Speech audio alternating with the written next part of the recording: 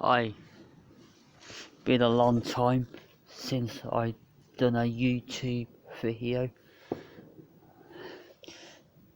The taking a few videos because it's fireworks night, November the 5th, 2022.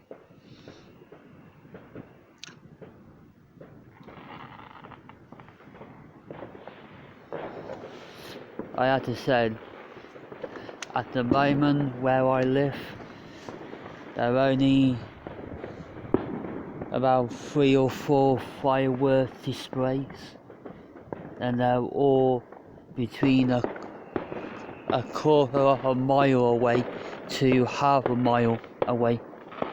So I think any of you who watch this video, I think it's best to watch it on a computer or even a laptop. I'm quite a far distance